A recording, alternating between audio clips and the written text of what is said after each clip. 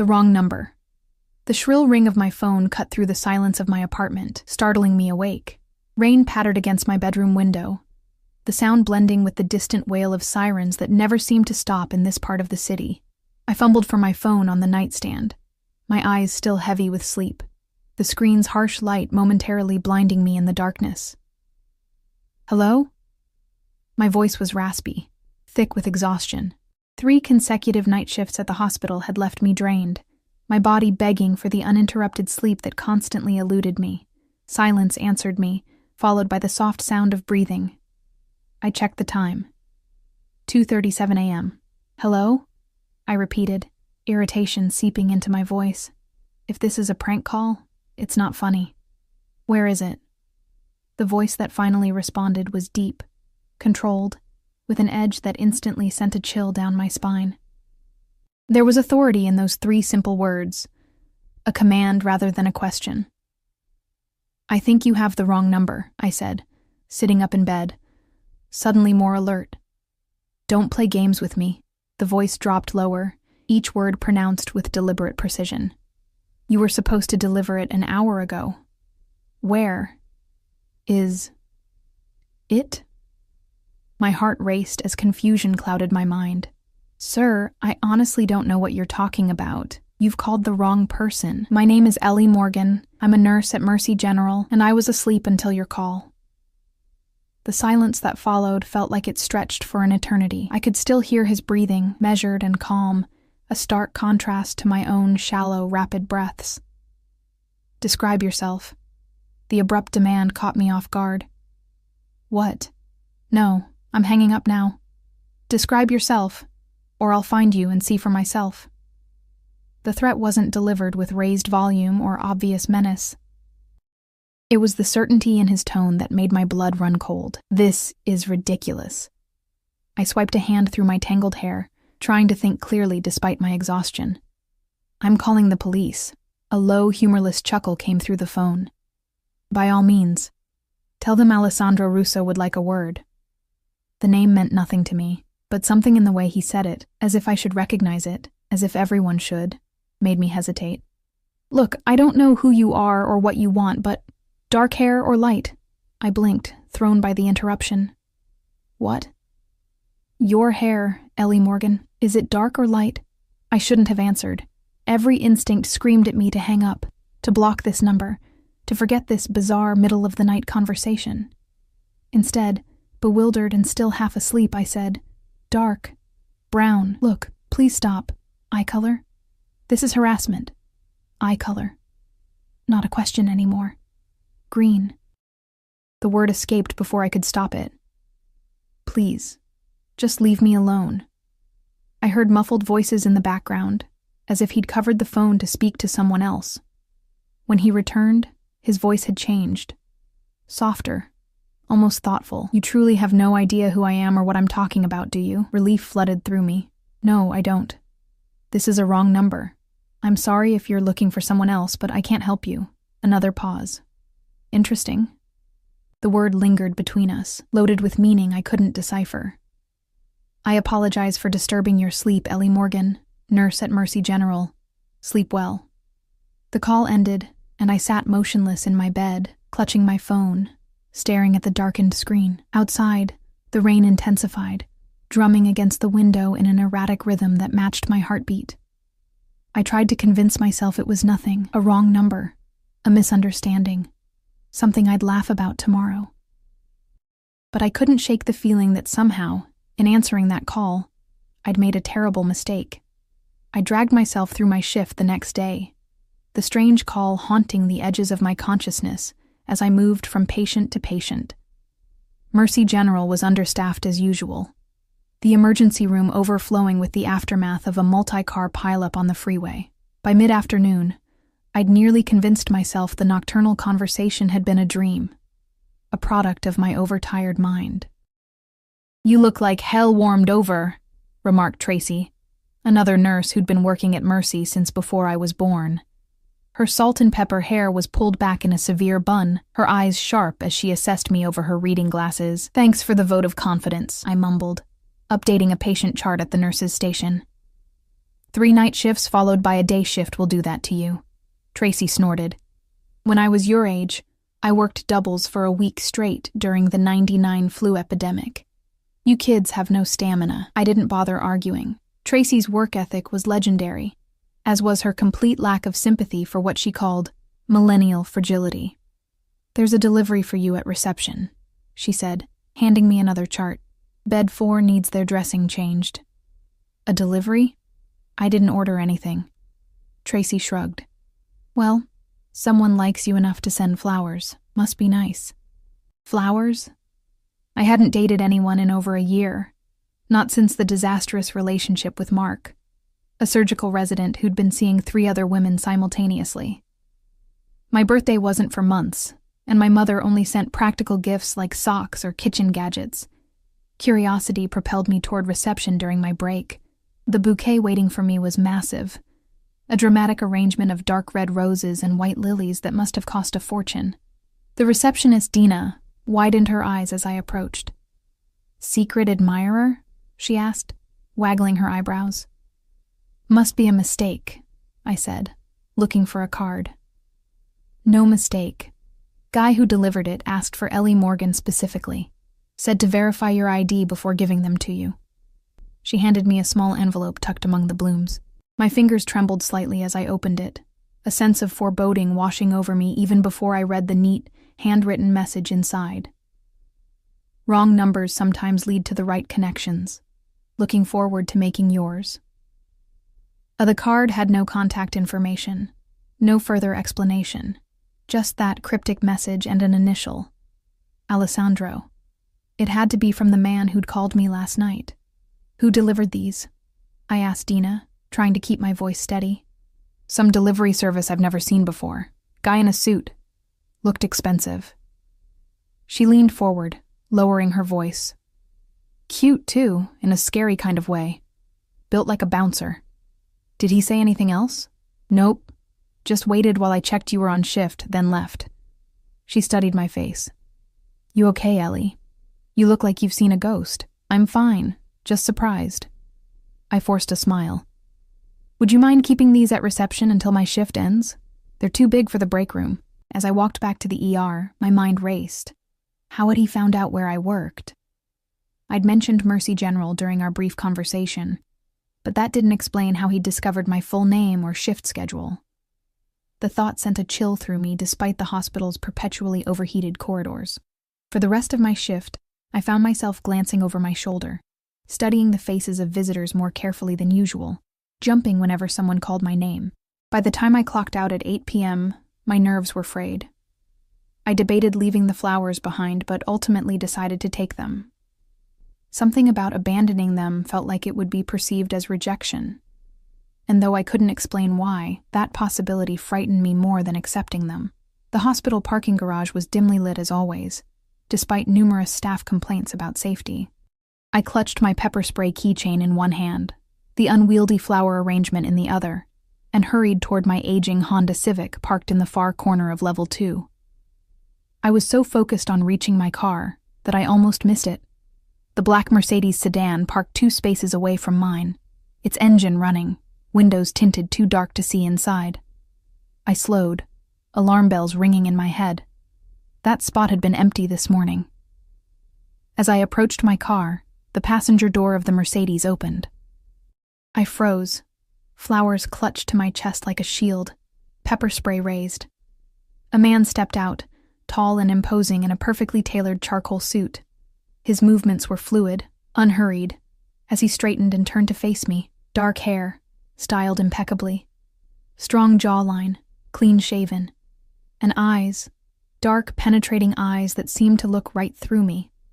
Ellie Morgan, he said, his voice instantly recognizable from the phone. It wasn't a question. I took a step back. How did you find me?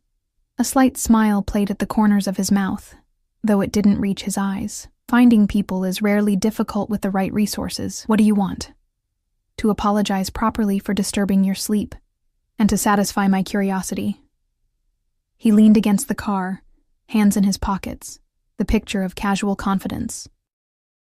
Yet there was nothing casual about the intensity of his gaze, or the way another man, large, with the unmistakable bulge of a shoulder holster beneath his jacket, stood vigilantly beside the driver's door. I clutched the pepper spray tighter. Curiosity about what? About what kind of woman answers a wrong number at 2:37 in the morning and proceeds to engage in conversation with a complete stranger. He tilted his head slightly. Most would have hung up immediately. I was half asleep, I said defensively. And I'm a nurse. Answering calls at odd hours is part of my job. Ah, yes. The caretaker. Always putting others first. He studied me for a moment. The flowers. Do they meet your approval? I glanced down at the bouquet, its heavy perfume filling the space between us. They're extravagant and unnecessary. I disagree. Beauty should be acknowledged with beauty. The compliment, delivered so matter-of-factly, caught me off guard. I shifted uncomfortably. Look, Mr. Alessandro, he corrected. Alessandro Russo. Mr. Russo, I continued firmly. I don't know what you want from me, but this. Finding out where I work, waiting for me in a parking garage. This is stalking. It's illegal and terrifying. Something darkened in his expression. I assure you, if I wanted to terrify you, there are far more effective methods at my disposal. A chill ran down my spine. That sounds like a threat. Merely an observation. He straightened, taking a step toward me. I instinctively stepped back, and he paused, seeming to reconsider his approach. I've made you uncomfortable. That wasn't my intention. What was your intention? He studied me for a long moment before answering. To meet the woman with the voice that's been echoing in my head all day. To see if her eyes were truly as green as emeralds, as I imagined. Despite my fear, heat rushed to my cheeks. Well, now you've seen me. Mystery solved. Please leave me alone. What if I don't want to? The question hung in the air between us, loaded with implications. Before I could formulate a response, the man by the driver's door spoke quietly but urgently. Boss, we've got company. Security patrol coming this way. Alessandro's expression remained unchanged, but I sensed a shift in his posture, a nearly imperceptible tensing. It seems our conversation will have to continue another time. He reached into his jacket pocket and withdrew a business card, holding it out to me. My private number. Should you ever find yourself in need of assistance? I made no move to take it. I won't be calling. That ghost of a smile returned. We'll see. He placed the card on the hood of my car and opened the passenger door of the Mercedes. Before getting in, he paused, looking at me one last time. By the way, Ellie Morgan, the flowers were just the beginning. From now on, you're mine. The door closed with a soft thud, and the Mercedes pulled away smoothly, disappearing down the ramp as a security vehicle turned the corner. I stood frozen, his words ringing in my ears, the card on my car seeming to burn with an invisible heat. From now on, you're mine. Who was this man who could say such a thing to a complete stranger, and why? Despite the fear coursing through me, did I feel a treacherous flicker of curiosity about what exactly he meant? With shaking hands, I picked up the card, intending to throw it away. Instead, I found myself slipping it into my pocket before unlocking my car and placing the flowers carefully on the passenger seat. As I drove home through the gathering darkness, I couldn't shake the feeling that my life had just veered dramatically off course, like a train jumping its tracks, and that the crash, when it came, would be spectacular. The card burned in my pocket all the way home, like a hot coal against my thigh. I kept one hand on the steering wheel and the other clutched around my phone, ready to call 911 at the first sign of a sleek black Mercedes in my rearview mirror. But no one followed me, at least no one I could see.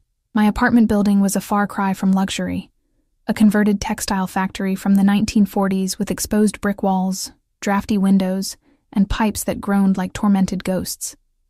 But the rent was affordable on a nurse's salary, and the massive windows flooded my small space with light during the day. At night, though, those same windows made me feel exposed, visible to anyone who might be watching from the darkness outside. I triple-checked the locks on my door before setting the flowers on my kitchen counter. They seemed out of place in my modest apartment, too opulent, too perfect. like Alessandro himself had seemed against the dingy backdrop of the hospital parking garage. "From now on, you're mine." The words replayed in my mind as I changed out of my scrubs and into sweatpants and an oversized t-shirt. What kind of man said something like that to a woman he'd just met? A dangerous man. A powerful man. A man used to getting exactly what he wanted. Alessandro Russo. The name still meant nothing to me, but the way he'd carried himself, the silent bodyguard, the expensive car, all screamed money and influence. I pulled out my laptop and typed his name into the search bar, my curiosity overcoming my better judgment. The results were surprisingly sparse for someone who carried himself with such importance. A few mentions in business journals about real estate holdings, a photo at a charity gala from 3 years ago, and a brief mention in an article about emerging forces in the city's economic landscape. Nothing that explained why the mere mention of his name was supposed to deter me from calling the police. I clicked on the charity gala photo. There he was, immaculate in a tuxedo, his arm around a willowy blonde whose smile seemed forced. His own expression was inscrutable, eyes focused somewhere beyond the camera, as if his mind were on more important matters. The caption identified the woman as Sofia Valentini, daughter of retired businessman Victor Valentini. Something about the names triggered a vague memory. I searched for Victor Valentini and found considerably more information, including a decade-old article about his retirement following federal investigations into money laundering and suspected ties to organized crime. The charges had been dropped due to insufficient evidence. My blood ran cold. The pieces clicked into place with terrifying clarity. The authority in Alessandro's voice. The bodyguard. The way he'd said his name as if I should recognize it. Mafia. He had to be connected to the Mafia. I closed my laptop with shaking hands, suddenly afraid that even searching his name might somehow alert him. It was an irrational fear, but nothing about this situation was rational. Normal people didn't get phone calls in the middle of the night from Mafia bosses. Normal people didn't have dangerous men waiting for them in parking garages, claiming ownership over them after a single meeting. But nothing about my life had been normal since my parents died in the house fire when I was 19, leaving me alone in the world except for a mountain of medical bills that their insurance hadn't covered. I'd worked my way through nursing school, taking double shifts whenever possible, living on ramen and coffee, driven by the need to help others the way the nurses had tried to help my parents in their final hours. I'd built a life for myself out of the ashes of tragedy, a small, quiet life, but mine. The thought that this stranger could threaten that with his ominous words and intense stare filled me with equal parts fear and anger. I pulled out the business card he'd given me. It was elegantly simple, thick cream cardstock with just his name and a phone number embossed in dark ink. No company name, no title, no address. I should throw it away. I should report him to the police. I should request a transfer to another hospital, move to another apartment, change my phone number. Instead, I placed the card on my nightstand and tried to sleep, the scent of those blood-red roses drifting from the kitchen, invading my dreams with visions of dark eyes and whispered threats. 3 days passed without further contact from Alessandro Russo. No more flowers, no phone calls, no luxury cars waiting in the parking garage. I began to breathe easier, to convince myself that whatever strange fixation he'd had on me had passed. Perhaps he'd found the person he'd actually been trying to reach that night. Perhaps he'd moved on to his next obsession. I threw myself into work, picking up extra shifts to keep my mind occupied. On the 4th day, exhaustion caught up with me. I nearly administered the wrong medication to an elderly patient before Tracy noticed and stopped me. "Go home, Morgan," she said, not unkindly. "You're dead on your feet. I'll cover the rest of your shift." Too tired to argue, I thanked her and made my way to the locker room to collect my things. As I opened my locker, a small white envelope fell out. My name was written on the front in the same elegant handwriting as the card that had accompanied the flowers. My hands trembled as I opened it. Dinner, tonight. 8 p.m. A car will be waiting. A no request, no question mark. Just a command, an expectation of obedience. I crumpled the note in my fist, anger flaring through my exhaustion. Who did he think he was? Yet beneath the anger lurked something else, a forbidden flutter of excitement. a curiosity I couldn't quite suppress. How had he gotten into my locker? How long had he been watching me, planning this?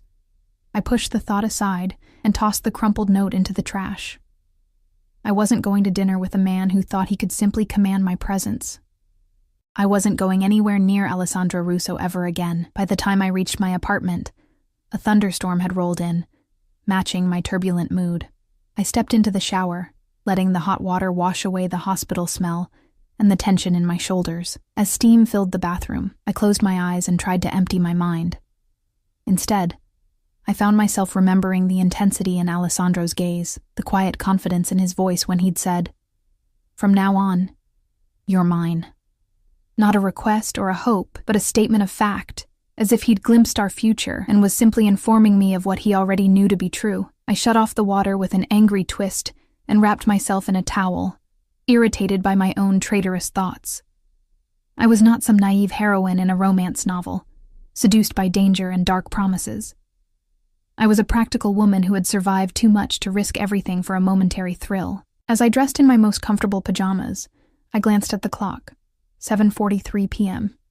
In 17 minutes, a car would be waiting somewhere outside my building, and Alessandro Russo would be expecting me to get into it, to play along with whatever game he was orchestrating. Not happening, I muttered to myself, heating up leftover Chinese food and settling on my couch with a mindless reality show for company.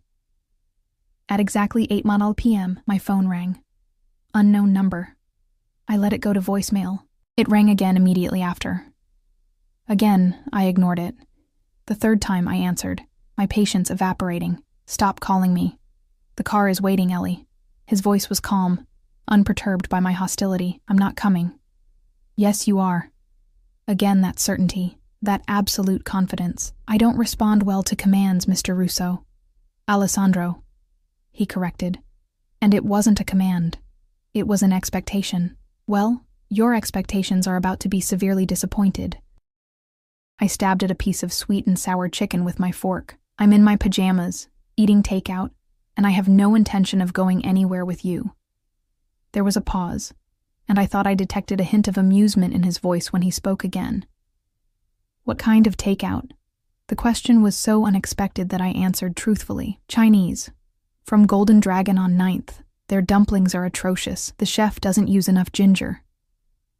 I blinked in surprise. "You've eaten at Golden Dragon?" A soft laugh. "I make it a point to know my city, Ellie. Every restaurant, every street corner, every hidden gem and disappointing tourist trap. Is that how you found me? Because you know your city?" "No. Finding you required more specialized resources." A chill ran through me despite the warmth of my apartment. "That's not reassuring. It wasn't meant to be." He paused. "I had hoped to discuss this over dinner, but since you've chosen to defy my invitation—" "It wasn't an invitation. It was a summons. I suppose I'll have to be direct." He continued as if I hadn't interrupted. "The night you answered my call, I was expecting to hear from someone else. Someone who had stolen something extremely valuable from me." I set down my fork, suddenly alert. "I told you, I don't know anything about—" "I believe you," he said, cutting me off. "What I find curious is that your phone number is just one digit different from his. That kind of coincidence makes me suspicious." "It's just a coincidence," I insisted. "Millions of people have similar phone numbers." "Perhaps. But when the man who betrayed me ends up dead in the harbor 2 days after I spoke with you, and his phone is nowhere to be found—" He let the implication hang in the air. My blood turned to ice. "Are you saying— Did you kill him?" "I'm saying that certain parties might believe you're connected to a man who stole from very dangerous people. People who might not be as discerning as I am." I stood up, moving to the window to peer through the blinds at the street below. Rain lashed against the glass, blurring the view. "Are you threatening me?" "On the contrary, I'm offering you protection." I let out a humorless laugh. "Protection from what? From whom? From you and your dangerous friends?" "From whoever might come looking for what Gregory Petrov stole before his unfortunate accident. From whoever might believe that his last phone call, traced to your number, means you have it or know where it is." Gregory Petrov. The name meant nothing to me, Yet apparently my phone number's similarity to his had entangled me in whatever dangerous game had cost him his life. "What did he steal?" I asked, my voice barely above a whisper. That's not a conversation for an unsecured phone line. His tone was clipped now, all business. "The car will wait another 15 minutes. I suggest you reconsider your position."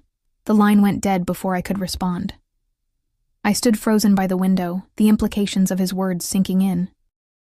If what he said was true, if this Gregory person had stolen from dangerous people and then ended up dead, anyone connected to him, even mistakenly, could be in danger.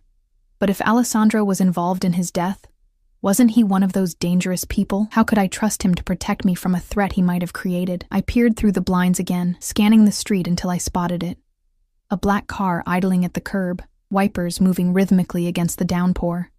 Even through the rain-streaked window, I could tell it wasn't the Mercedes from the parking garage. This was larger, more subtle, with darkened windows that revealed nothing of its occupants. Waiting for me. My phone buzzed with a text message. 12 minutes. My heart pounded in my chest as I weighed my options. Stay home, ignore his warning, and hope it was all an elaborate lie designed to manipulate me, or go with him. Step willingly into the orbit of a man who exuded danger from every pore. Neither choice felt safe, but at least if I went with him, I might get some answers. With a muttered curse, I threw open my closet and grabbed the first decent outfit I could find. Black jeans, the emerald green sweater that my mother always said brought out my eyes, and ankle boots. I pulled my damp hair into a hasty ponytail, applied minimal makeup, and grabbed my phone and keys. Another text arrived as I was locking my door. 5 minutes. I took the stairs instead of waiting for the ancient elevator, my mind racing faster than my feet. What was I doing? This was madness. I should call the police, report everything, the strange call, the flowers, the note in my locker, the ominous warnings about a dead man whose number was similar to mine. But what proof did I have? A business card, flowers with no threatening message, a dinner invitation. Nothing illegal, nothing that couldn't be explained away as the actions of an interested man, perhaps overeager but not criminal.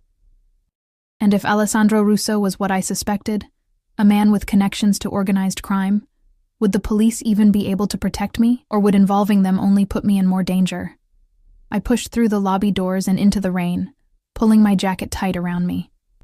The black car sat exactly where I'd seen it from my window, engine running, a dark silhouette visible behind the wheel. As I approached, the rear door opened from inside. I hesitated, rain soaking through my clothes, plastering my hair to my face despite my hood. "Ms. Morgan." The driver had stepped out, holding an umbrella over me, the same man who'd been guarding Alessandro's car in the parking garage. "Mr. Russo is waiting." I looked past him into the darkness of the car's interior. Once I stepped inside, there would be no turning back. I would be acknowledging something I didn't fully understand, agreeing to rules I hadn't been told. "If I get in this car," I said, my voice steadier than I felt, "I want your word that I'll be brought home safely tonight." The driver's expression remained impassive. "Mr. Russo gives you his personal guarantee of your safety." It wasn't the reassurance I wanted, but it was all I was going to get. Taking a deep breath, I ducked into the car, the door closing behind me with a soft, expensive-sounding thud. The interior was dark, illuminated only by the soft glow of the city lights filtering through rain-streaked windows. And there he was, Alessandro Russo, seated across from me, his face half in shadow, watching me with those intense eyes that seemed to miss nothing. "You came," he said simply, as if he'd never doubted I would. "You didn't leave me much choice."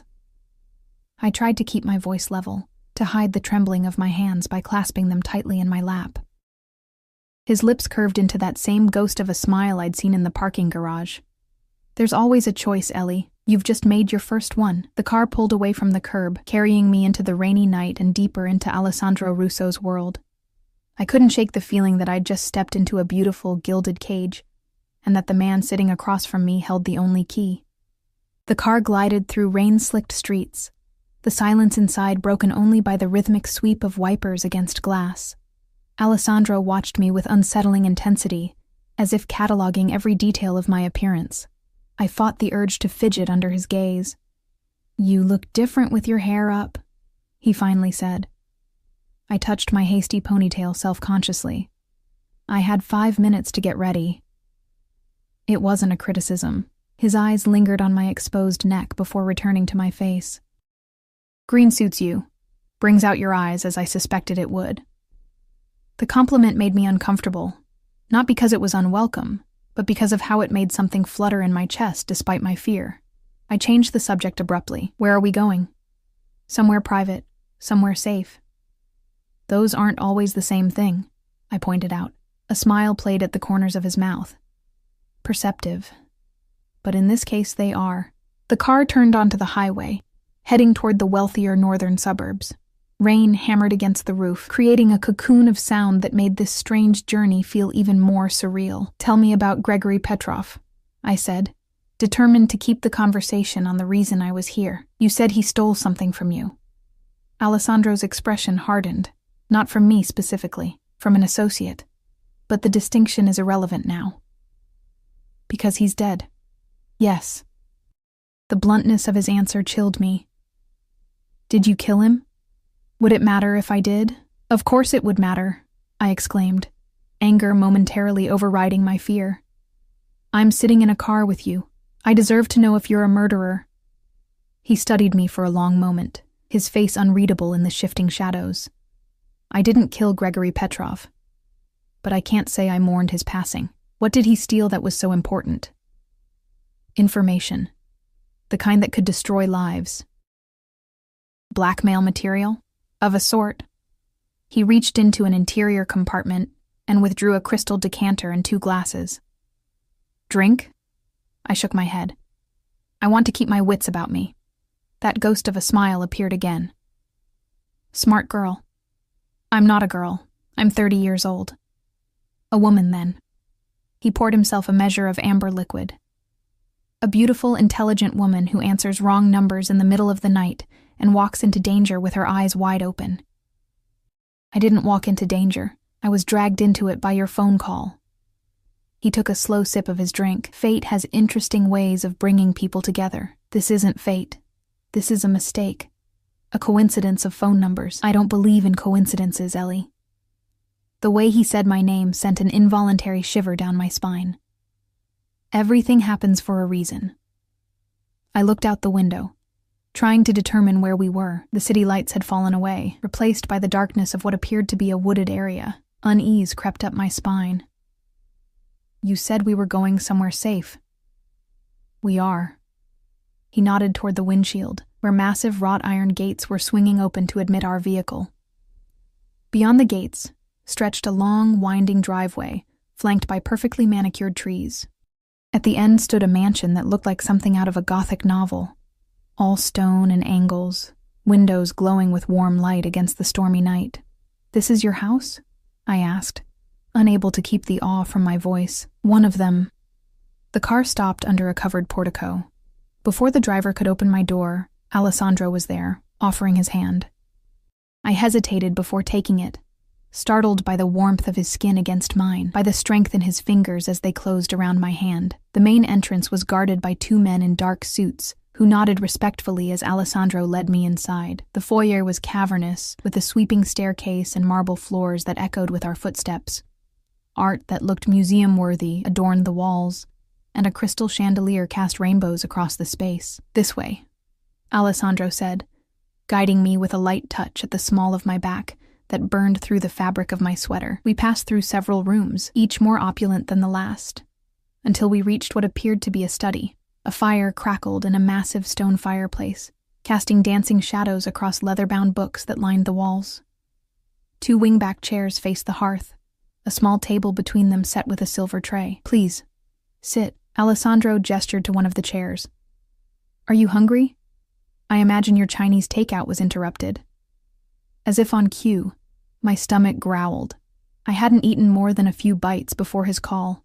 "A little," I admitted. He pressed a button on the wall, and within minutes, a woman in a simple black uniform appeared. "Bring us dinner in here, Margot, and tea for Ms. Morgan." She nodded and disappeared without a word. I sank into the chair, its leather soft and worn in a way that suggested generations of use. The heat from the fire warmed my rain-chilled skin, making me aware of how damp my clothes still were. "You must have questions," Alessandro said, taking the seat opposite me. "Dozens," I replied, starting with why you brought me to your home instead of a restaurant. Restaurants have ears, waiters, other diners, staff who can be bribed or threatened.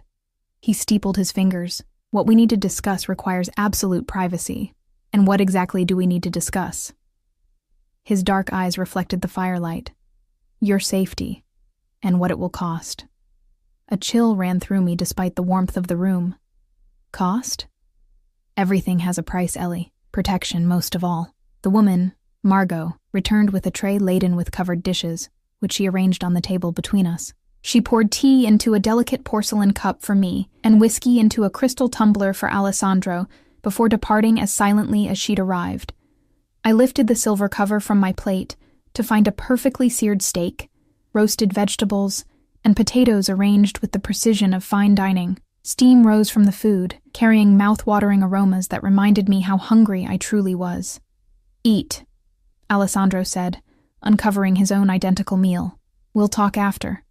Despite my apprehension, I couldn't resist the food. We ate in silence, the only sounds the crackling fire and the clink of silverware against china. Alessandro moved with the easy grace of a man accustomed to luxury, to having his every need anticipated and met without having to ask.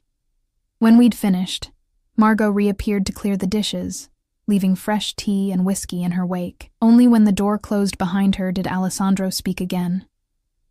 "Gregory Petrov worked for an associate of mine for 5 years.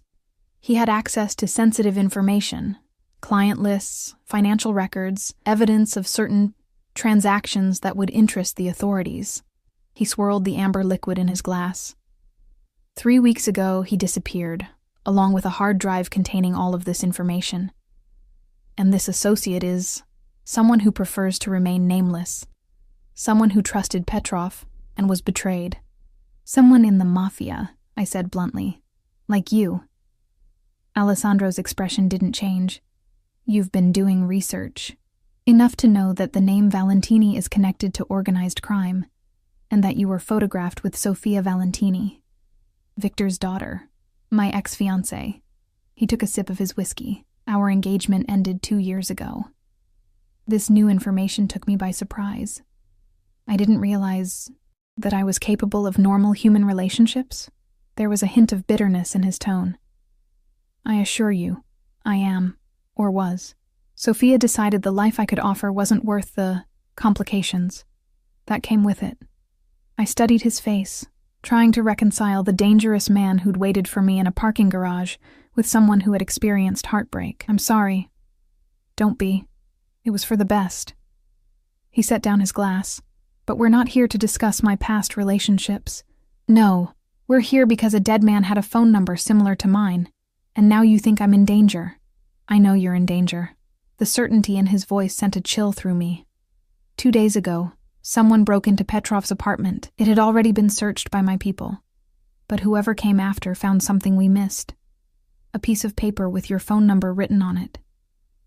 My breath caught. That doesn't make any sense. I never met this man. Why would he have my number? That's what I intend to find out. Alessandro leaned forward, his eyes intense in the firelight. But until we do, you need protection. My protection. And what does that entail exactly? You'll stay here, where I can ensure your safety. You'll continue your work at the hospital, but my men will drive you there and back. You won't go anywhere alone, not until we find what Petrov stole and determine why he had your number. I stared at him in disbelief. You expect me to move in with you? A complete stranger who, by his own admission, is involved in organized crime? I expect you to choose survival. His voice was calm, matter-of-fact. The people looking for that hard drive won't hesitate to hurt you to get what they want, whether you have it or not. And you would? I challenged. Hesitate to hurt me, I mean. Something flickered in his eyes, surprise, perhaps, at my directness. Yes, he said simply. I would. Why? You don't know me. I know enough. He stood abruptly, moving to a desk in the corner of the room. From a drawer, he withdrew a folder, which he handed to me. "See for yourself." With trembling fingers, I opened it. Inside was what appeared to be a dossier on me. My birth certificate, college transcripts, employment records, medical history, even photos of me at various ages. The most recent was from just last week, showing me leaving my apartment building in the early morning, coffee cup in hand, unaware of being watched. Horror and violation washed over me. "How dare you?" I whispered, closing the folder and shoving it away from me. "How dare you invade my privacy like this?" I needed to know who I was dealing with.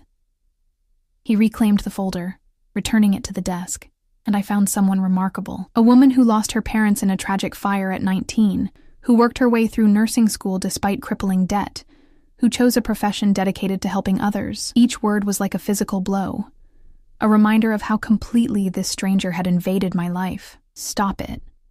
Someone who visits her parents' graves every month with fresh flowers, who volunteers at a children's hospital on her days off, who hasn't been in a relationship since a surgical resident named Mark Hunter betrayed her trust over a year ago. Tears burned in my eyes. I said, "Stop it!"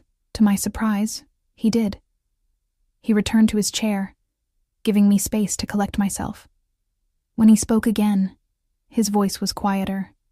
"I'm not trying to hurt you, Ellie. I'm trying to show you that I've been thorough in my assessment, that I know exactly who I'm offering to protect."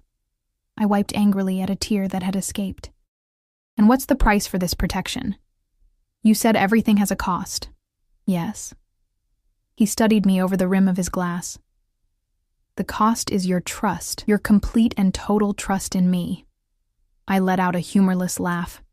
"After what you just showed me? After learning you've been stalking me, investigating me, photographing me without my knowledge or consent? How could I possibly trust you? Because despite all that, I'm still your best chance at survival."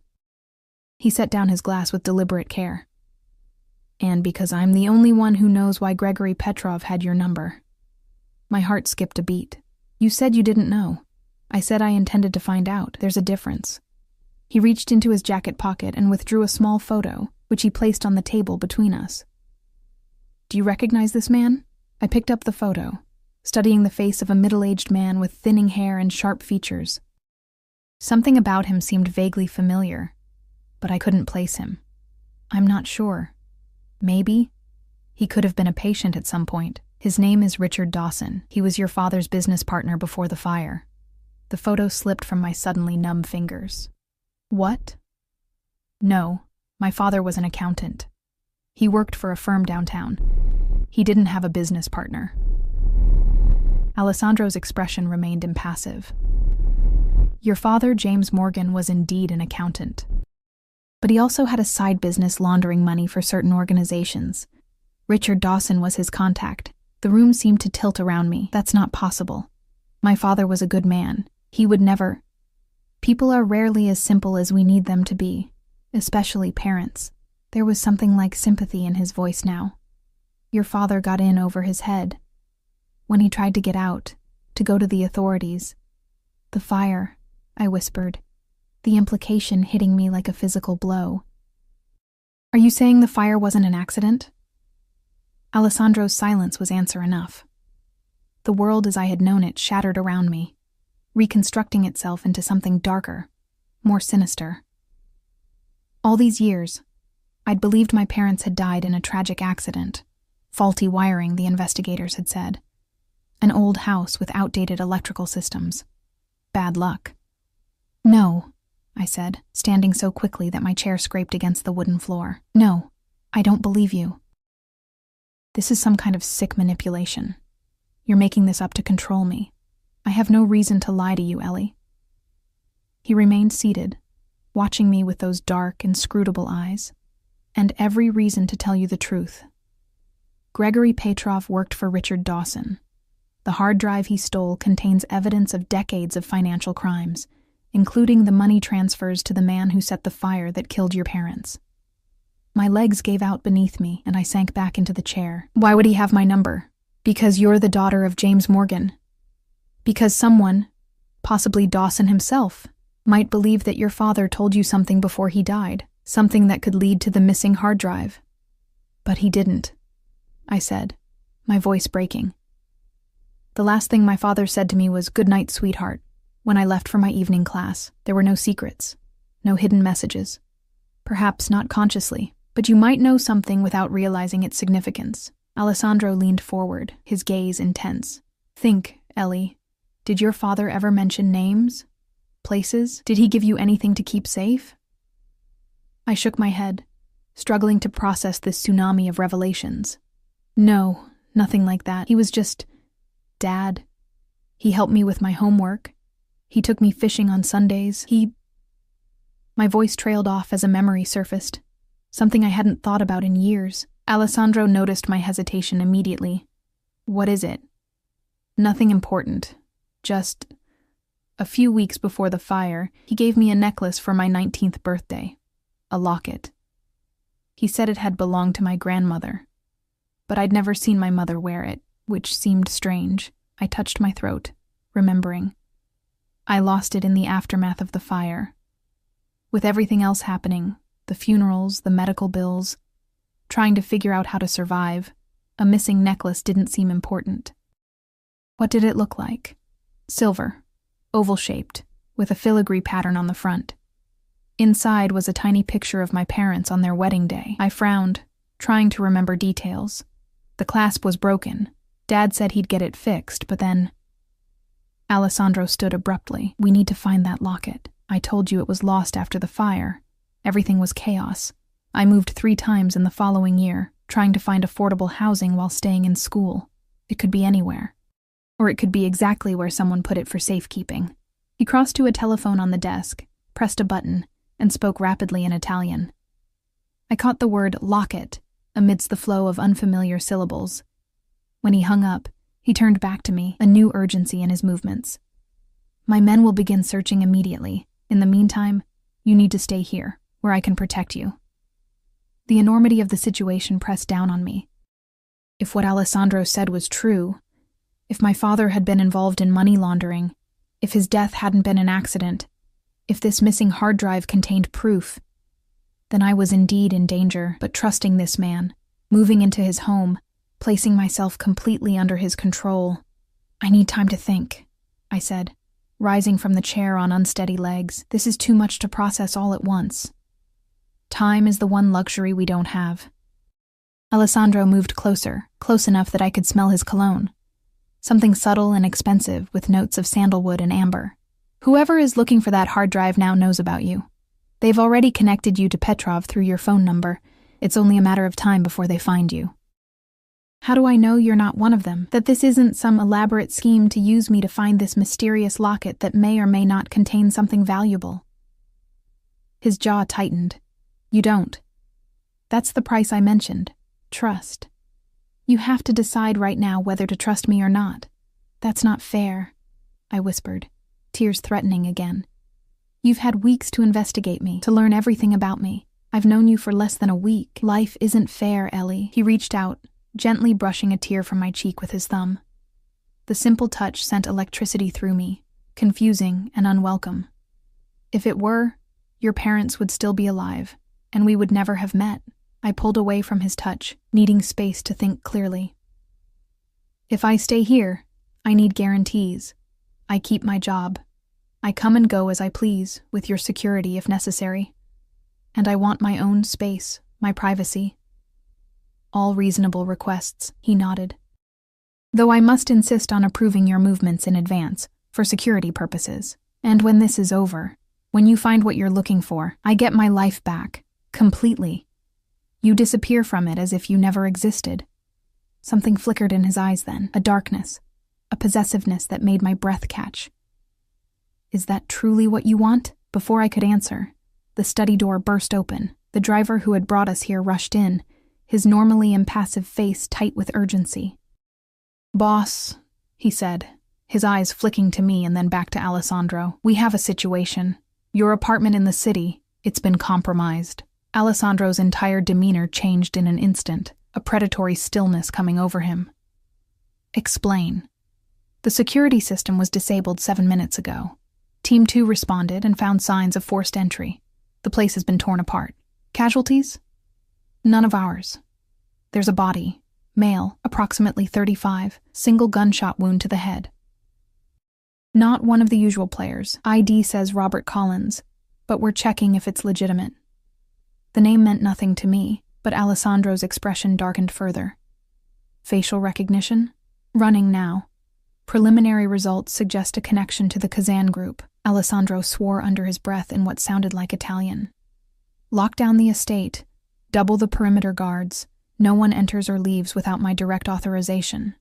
He turned to me, his expression grim. It seems your decision has been made for you. They're moving faster than I anticipated. Fear clutched at my throat as the reality of the situation hit me. This wasn't a game or an elaborate manipulation. People were dead. My parents, Gregory Petrov, this unknown man at Alessandro's apartment. And somehow, impossibly, I was connected to it all through a wrong number and a lost locket. What do we do now? I asked, hating the tremor in my voice. Alessandro's eyes met mine, dark and determined.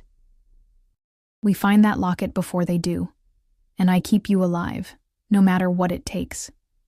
In that moment, standing in the firelit study of a mansion belonging to a man I barely knew, surrounded by dangers I was only beginning to understand, I made my choice. Not because I trusted Alessandro Russo, but because I had no other option. I was now irrevocably entangled in his dangerous world, and the only way out was through. Alessandro moved with swift, controlled precision, issuing orders in rapid Italian through his phone as he led me from the study. The driver, whose name I learned was Marco, followed close behind, his hand resting on the gun holstered beneath his jacket. Where are we going? I asked, struggling to keep pace with Alessandro's long strides. Somewhere even more secure. He guided me through a maze of corridors until we reached what appeared to be a dead end. Alessandro pressed his palm against a wood panel, which slid silently open to reveal a modern elevator. Few people know this part of the house exists. The elevator descended smoothly, opening onto a space that looked nothing like the old-world opulence of the mansion above. This was sleek, modern, all concrete and glass and stainless steel, a bunker designed with both luxury and security in mind. My private quarters, Alessandro explained, noting my surprise. The house above maintains certain expectations. For someone in my position, this is where I actually live. It was a stunning space, open concept, with one wall entirely made of glass that looked out onto an underground courtyard. A waterfall cascaded down a stone wall, illuminated by soft lighting that made the water shimmer like liquid silver. It's beautiful, I admitted, momentarily distracted from my fear. Beauty and security need not be mutually exclusive. Alessandro's phone rang, and he answered it, speaking again in rapid Italian before hanging up. Marco, prepare the surveillance feeds. I want eyes on every approach to the estate. Marco nodded and moved to a wall of screens, fingers flying over a keyboard. Alessandro turned to me. We need to talk about the locket. I've told you everything I remember, I said, sinking onto a minimalist sofa. The events of the evening had left me drained, the adrenaline beginning to ebb. It was silver, oval-shaped, with a filigree pattern. Nothing special. Was there anything unusual about it? Anything that seemed out of place or odd? I closed my eyes, trying to recall details of an object I hadn't seen in over a decade. It was heavier than it looked, and the back had some kind of pattern engraved on it. Not decorative, more like... I frowned, struggling to visualize it. More like numbers or letters. I assumed it was the maker's mark. Alessandro exchanged a glance with Marco. Did you ever open it, apart from seeing the photograph inside? Of course. It was a locket. I paused, remembering something. Wait. The photo wasn't glued in like you'd expect. It was in a tiny frame that could be removed. I took it out once to look at it more closely. And behind the photo, Alessandro's intensity had ratcheted up several notches. I shook my head. Nothing, just the empty space. Are you certain? He moved closer, his dark eyes fixed on mine. Think carefully, Ellie. Was there anything at all behind the photo? The intensity of his gaze made it hard to concentrate. Wait. A memory surfaced, dim with age but suddenly relevant. There was a small piece of paper tucked behind the photo. I thought it was just padding to keep the picture from rattling around. I never pulled it out. Alessandro straightened, excitement barely contained behind his controlled exterior. That could be it. Your father may have hidden account numbers, passwords, or coordinates on that paper. He turned to Marco. Expand the search parameters. Check safety deposit boxes in her parents' names, storage units, anywhere that might be accessed with a code or key. Marco nodded and stepped away to make a call. I still don't understand, I said, wrapping my arms around myself. If my father was involved in money laundering, why would he give me evidence that could incriminate him? To protect you. Alessandro sat beside me, close enough that I could feel the warmth radiating from him. If he was planning to go to the authorities, he would have known the risk. The locket was insurance, proof that could corroborate his testimony if something happened to him, and something did happen to him. My voice cracked. He and my mother both died because he wanted to do the right thing, yes. Alessandro didn't sugarcoat it, didn't offer false comfort. Your father made dangerous enemies. The same enemies who are now looking for that hard drive. And for you. I closed my eyes, overwhelmed. All these years I thought it was an accident. Random, senseless bad luck. Would knowing the truth have changed anything? His question was surprisingly gentle. Would it have brought them back? No, but... I looked at him, sudden realization dawning. Your family, the Russos, were they... No. He shook his head firmly. My family had no connection to your father's death. The organization he worked for was a rival operation, one that my father had been trying to dismantle for years. Your father? I hadn't considered that Alessandro's position might be inherited. Is he... dead, 6 years ago? Something flickered in his eyes, old pain. Carefully controlled. He was poisoned at a meeting that was supposed to be a peace negotiation. I'm sorry. The words felt inadequate. He acknowledged them with a slight nod. I've spent the last 6 years consolidating power, eliminating rivals, and trying to legitimize our operations. The evidence on that hard drive would help me finish what my father started, dismantling the very organization responsible for your parents' deaths. The irony wasn't lost on me, so we both want the same thing, for different reasons. Perhaps not so different. His eyes held mine. We both want justice for our parents, and we both understand what it means to rebuild a life from ashes. Something shifted between us in that moment. A recognition, a connection I hadn't expected and wasn't sure I wanted. This man who had forcibly inserted himself into my life, who represented everything I should fear and avoid, suddenly seemed more human, more... familiar. Marco cleared his throat, breaking the moment. Boss, the team found something. A safety deposit box at First National, registered to Elizabeth Morgan. He handed Alessandro a tablet. Opened 1 week before the fire. My heart raced. Elizabeth was my full name, though I'd gone by Ellie for as long as I could remember. My father opened a safety deposit box in my name, a common tactic when hiding something valuable. Alessandro studied the information on the tablet. We'll need access. I'd have to be there in person, I said. With ID. Too risky. If they've connected you to Petrov, they'll be watching banks. Alessandro rubbed his jaw, thinking. We need a distraction. Before he could elaborate, an alarm blared through the space. Marco rushed to the wall of screens, typing frantically. Perimeter breach. North quadrant. 3 vehicles, heavily armed. Alessandro's transformation was immediate and terrifying. The thoughtful man beside me vanished, replaced by someone colder, harder, a predator preparing for battle. How many? At least 12 hostiles. Our men are engaging, but they're using military-grade weapons. Evacuate Protocol 3. Alert all teams. Alessandro moved to a panel in the wall, which slid open to reveal an arsenal of weapons. He selected a handgun, checking it with practiced efficiency before tucking it into a shoulder holster. Marco, take Ellie through the tunnel. Get her to the safe house in the city. No. The word escaped me before I could think. Both men looked at me in surprise. No, I repeated more firmly. I'm tired of running, tired of being a pawn in a game I didn't choose to play. If my father's locket is the key to ending this, then I need to be the one to retrieve it. Alessandro studied me, something like respect flickering in his eyes. It's too dangerous. My entire life is dangerous now, thanks to you. I stood, finding strength in my anger. You don't get to decide what risks I take. Not anymore. A loud explosion rocked the building, dust sifting down from the ceiling. Marco's phone buzzed with urgent messages. They've breached the main house. 8 minutes until they reach the elevator. Alessandro swore, then made a decision. Change of plans. We all go together. Marco, the Bentley underground exit. He turned to me. Stay close to me. Do exactly as I say. If I tell you to run, you run. If I tell you to hide, you hide. Understood? I nodded, fear and determination warring within me. Understood. Good. He handed me a small pistol, which I accepted with trembling hands. Last resort only.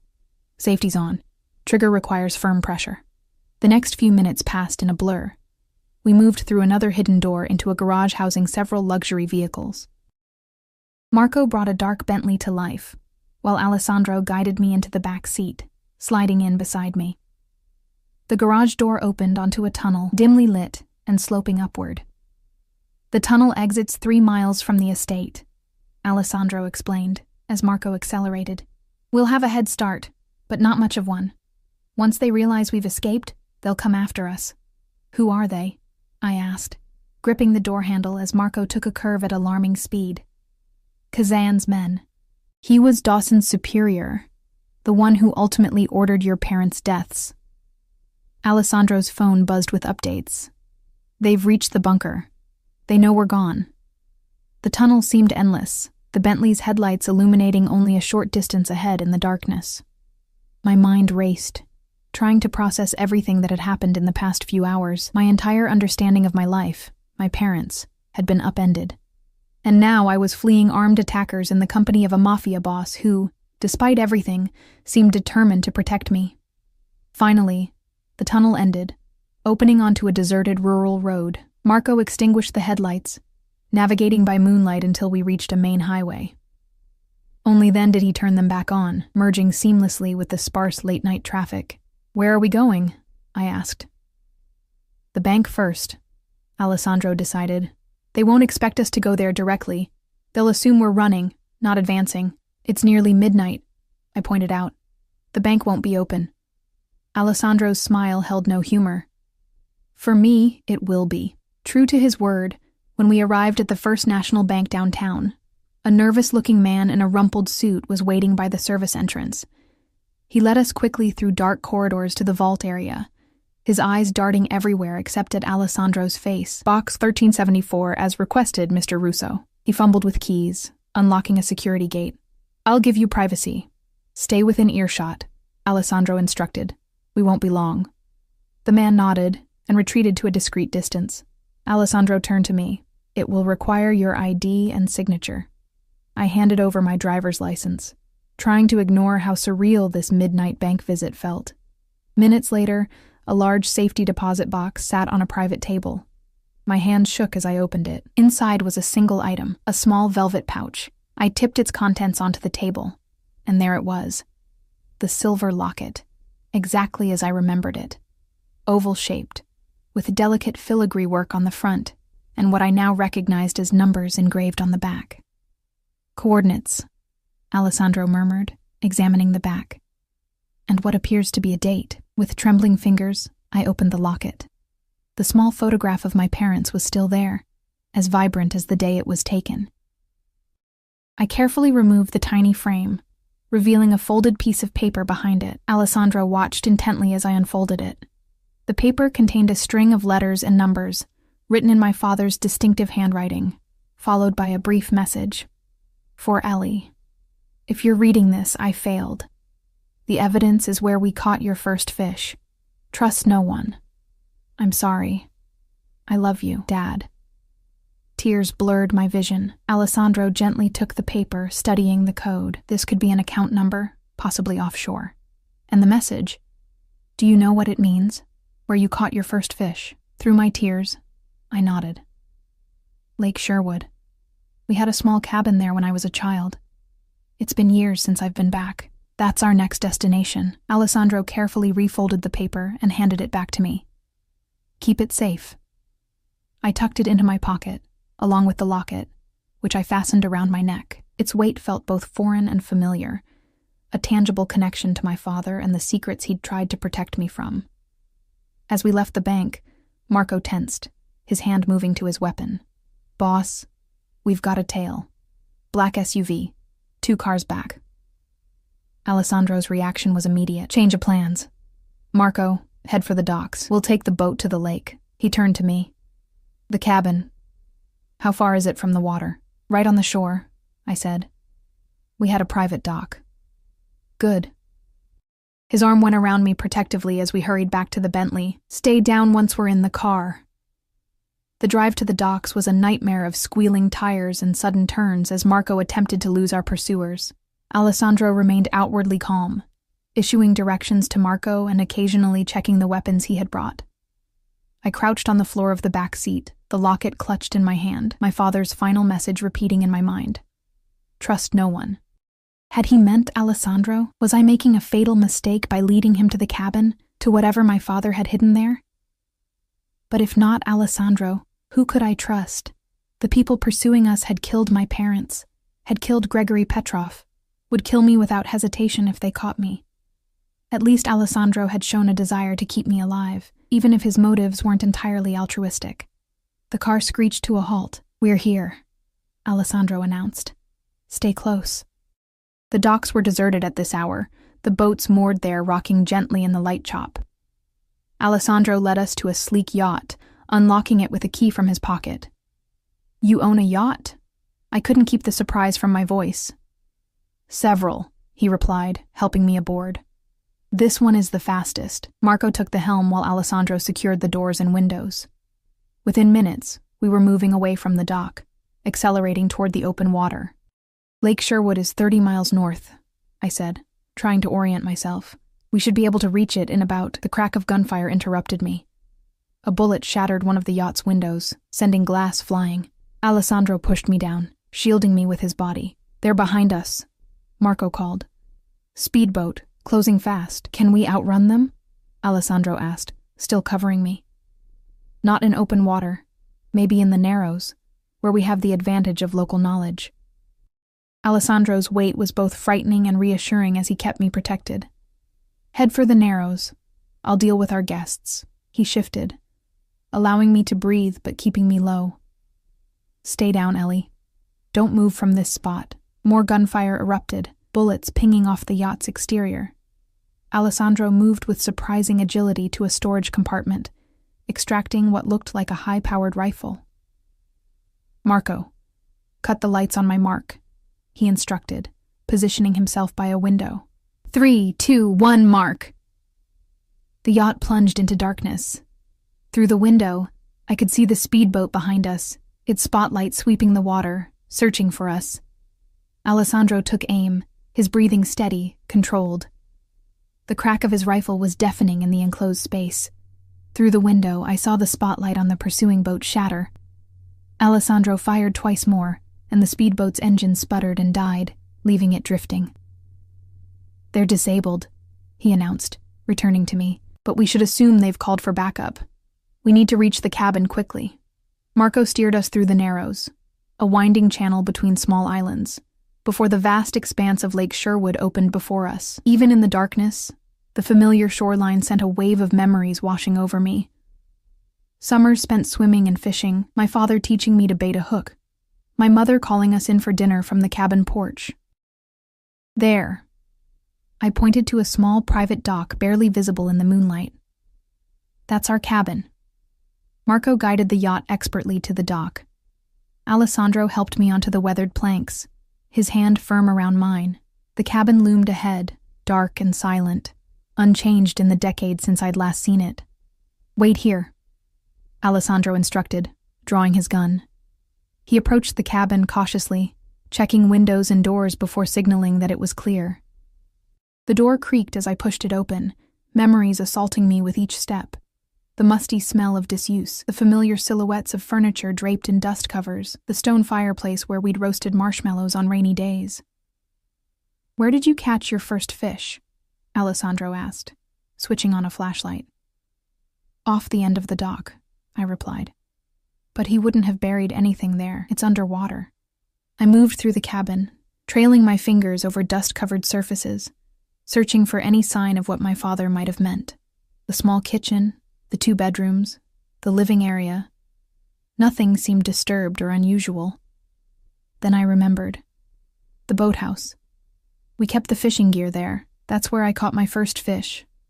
Not in the lake, but in the boathouse.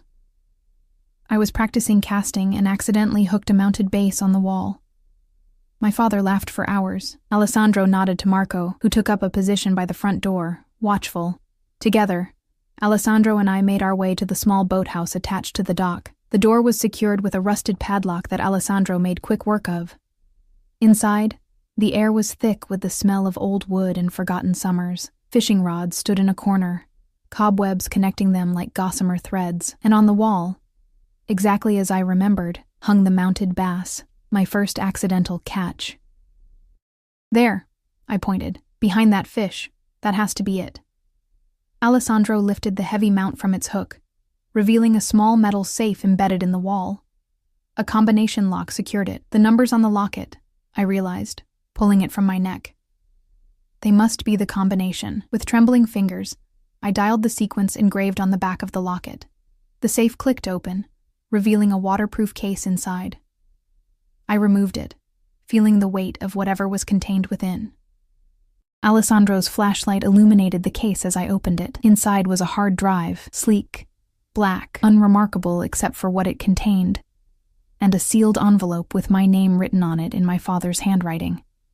The missing hard drive, Alessandro said quietly. Petrov must have found it, then hidden it again when he realized what it contained. But how did he know about this place? About the safe? Your father must have told someone. Or perhaps Petrov followed the same trail we did.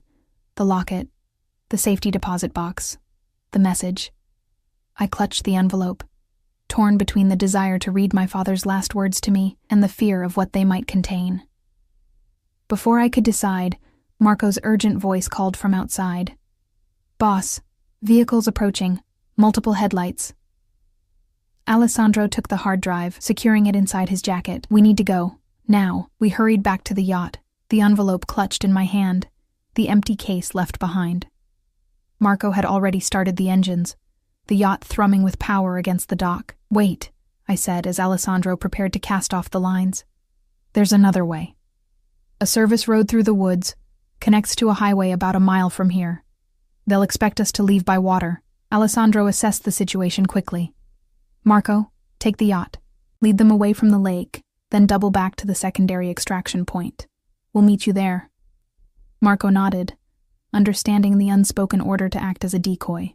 As he pulled away from the dock, Alessandro and I slipped into the woods, following a narrow path I remembered from childhood explorations. The forest was dark, the moon providing only intermittent light through the canopy above. Alessandro moved with surprising silence for his size, one hand holding mine, the other gripping his weapon. Behind us, I heard shouting and the sound of boat engines. Our pursuers had arrived at the cabin. "They'll search the boathouse first," Alessandro murmured. "Finding the empty case will slow them down, make them wonder if we've already escaped with the drive."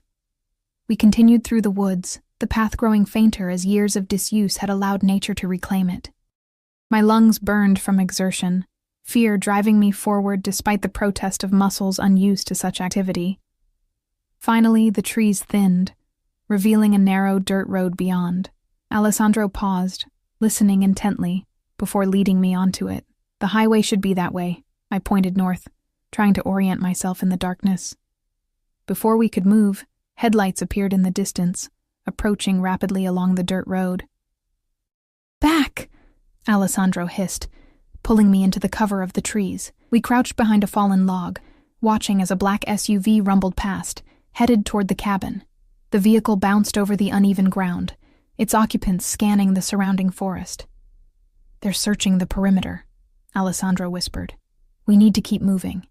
We continued north, staying just inside the tree line, using the road as a guide without exposing ourselves. After what felt like hours but was probably only 20 minutes, the distant glow of the highway appeared ahead. "My men will be waiting at a gas station 2 miles east," Alessandro said. If we can reach the highway without being seen, we'll make it. We were almost to the edge of the forest when the crack of a branch behind us shattered the silence. Alessandro whirled, pushing me behind him as a figure emerged from the darkness. I wondered when you'd show your face, Russo. The man who stepped forward was older, his silver hair gleaming in the moonlight, his accent vaguely Eastern European.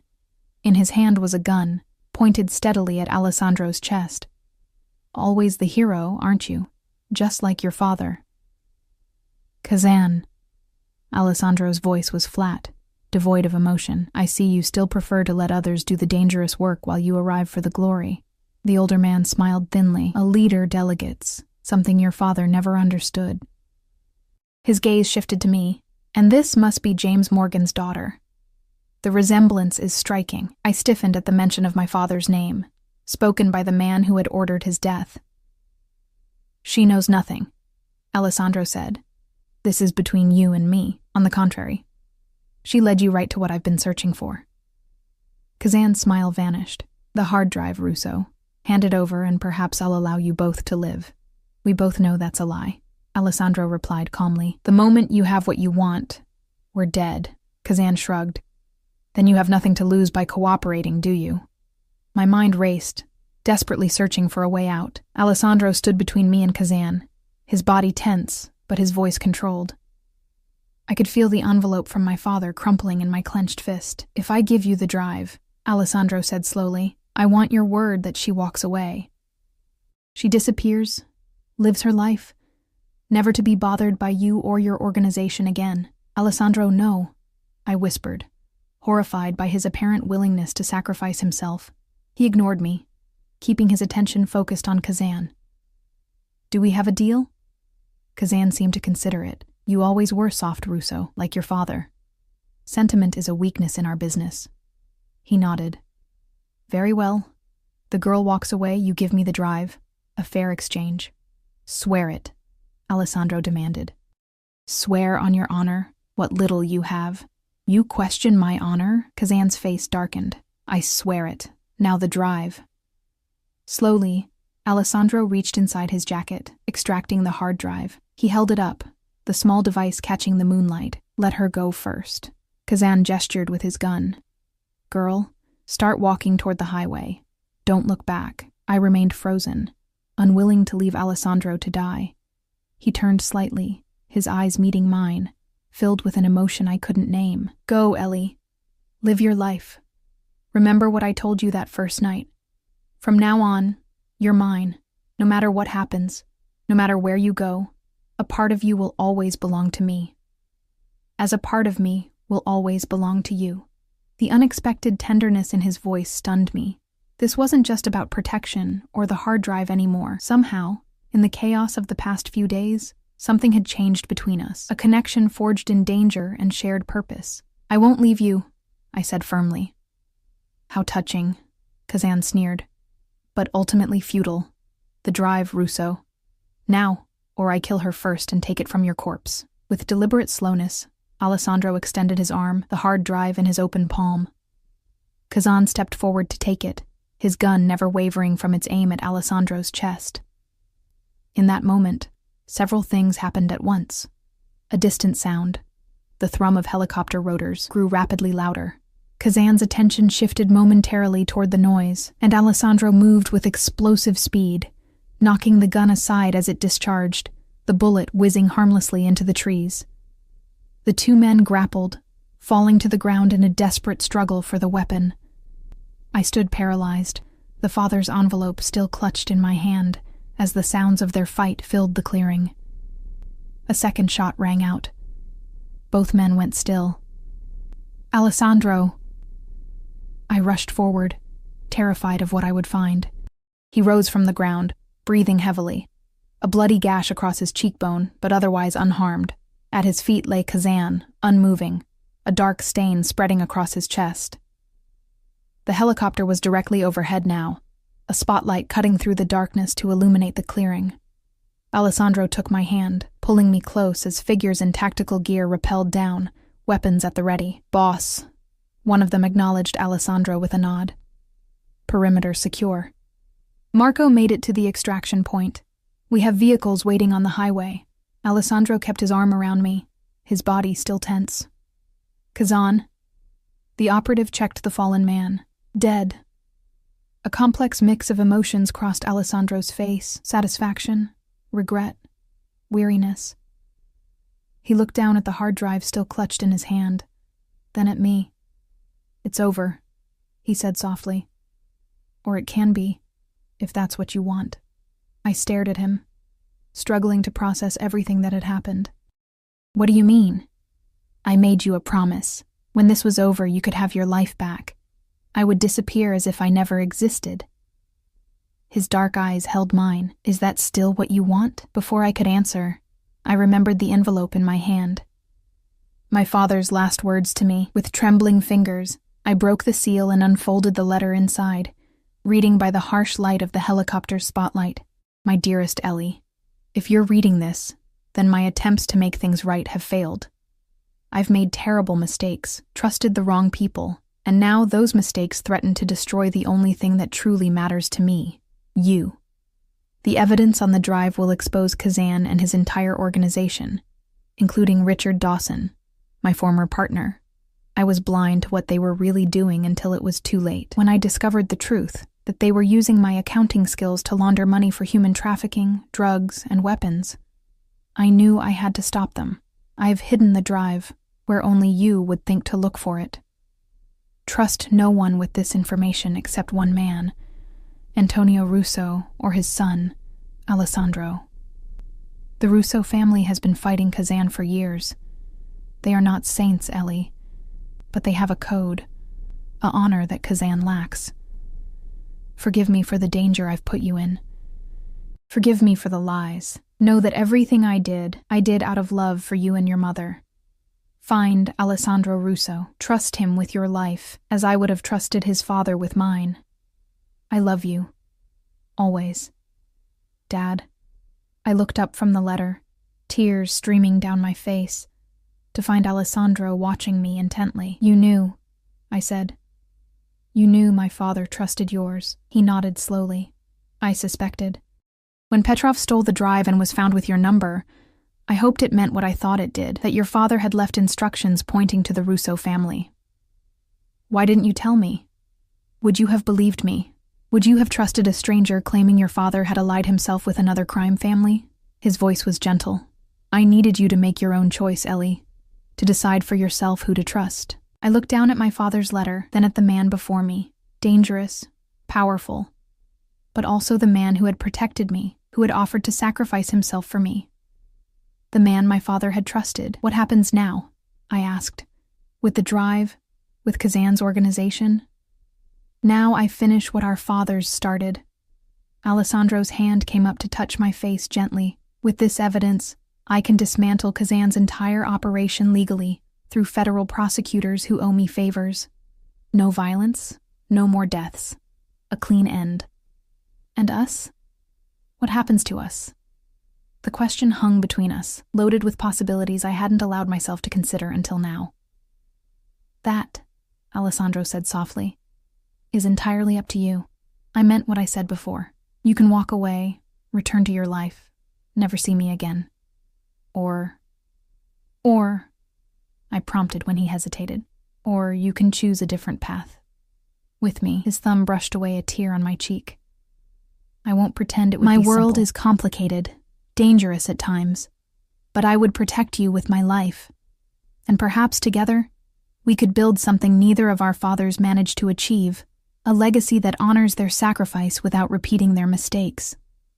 I thought of my quiet life as a nurse, the small apartment, the routine that had defined my existence since my parents' death. Then I thought of Alessandro, the intensity in his eyes when he looked at me, the unspoken connection that had grown between us through danger and revelation. "From now on, you're mine." I repeated his words from that first night. "Is that still what you want?" His dark eyes held mine, unflinching. "More than anything, but only if you choose it freely." In that moment, standing in a moonlit clearing with helicopter rotors thundering overhead and my father's last letter in my hand, I made my choice. Not out of fear or obligation, but out of the certainty that life had brought me to this crossroads for a reason. I reached up, my fingers tracing the scar on his cheekbone. Then I choose this path. I choose you. The smile that transformed his face was like nothing I'd seen before. Genuine, unguarded, almost boyish in its sudden joy. He pulled me into his arms, his lips finding mine in a kiss that felt like both an ending and a beginning. When we finally broke apart, breathless, he pressed his forehead to mine. "I'll spend every day making sure you never regret that choice. I'll hold you to that promise," I whispered. As we walked hand in hand toward the waiting vehicles, the hard drive secure and my father's letter safely tucked away, I felt a weight lift from my shoulders. The past, with all its secrets and lies, could finally rest. The future, uncertain as it might be, held possibilities I was ready to explore. I had answered a wrong number and found my destiny. Alessandro had claimed me as his, and now, against all odds, I had claimed him in return. From now on, we belonged to each other. And that was a beginning worth all the danger we had endured to reach it.